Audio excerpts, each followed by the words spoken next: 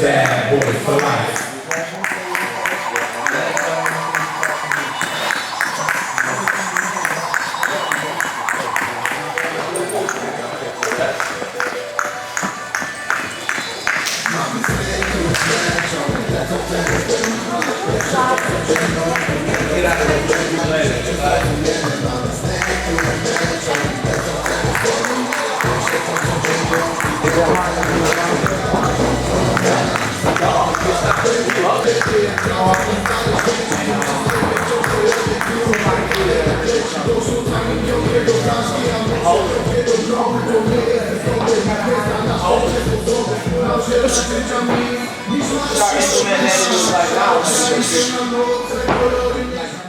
Now, another person, he has some big news that you know, and that's Shakur Stevenson. Absolutely. I ran into you guys are in Las Vegas. Yeah. How do you know Shakur Stevenson? I will, we've been at a lot of the same national championships growing up in the amateur game, and so I've seen him fight, multiple times, and I looked up to him like, as much as I looked up to other pros in the business. So, just watching him, beat guys up and make, good amateur fighters look bad, and was something that I really looked up to, and so I never really knew him on a personal level. But when I was in camp with Andre Ward for his fight with Kovalev, Shakur came out here in the same camp, so we got to know each other a little bit better then.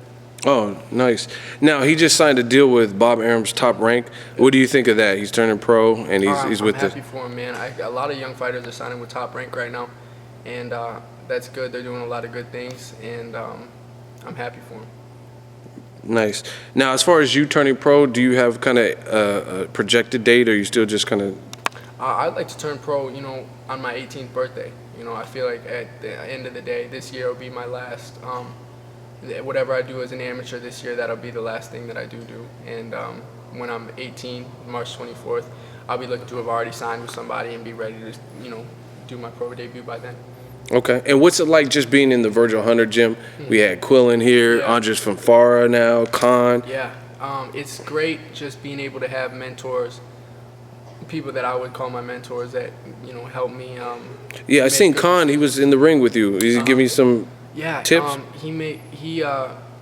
He helps me however way he can, and Peter helps me any way he can, and it's just, and all the other guys in the gym, they're open-minded, and they give open advice, so it's good to have them, and that'll be key when I turn pro myself. Definitely. And I know they're trying to get the amateurs more like closer to the pros. What do you think? Obviously you haven't turned pro yet, but how has it been, your experience in the amateurs? Like, are you doing headgear? No headgear now? I'm still in headgear, actually. Oh, you're okay. Only the elites don't have headgear on that's 18 and over. So when I turn 18, if I kept fighting, then I would have no headgear, but I'll be turned pro by then. Okay, so that's how it works. Yeah. Okay, good.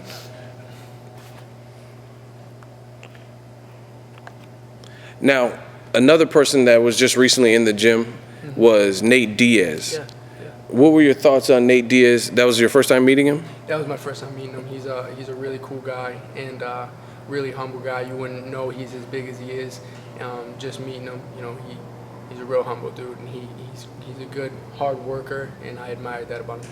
Because I heard he got his boxing license and he was possibly pursuing boxing. I don't know the final verdict on that, but from what you've seen, obviously you can't tell too much about sparring. What did you see, like, just in terms of traits, attributes, him in the ring?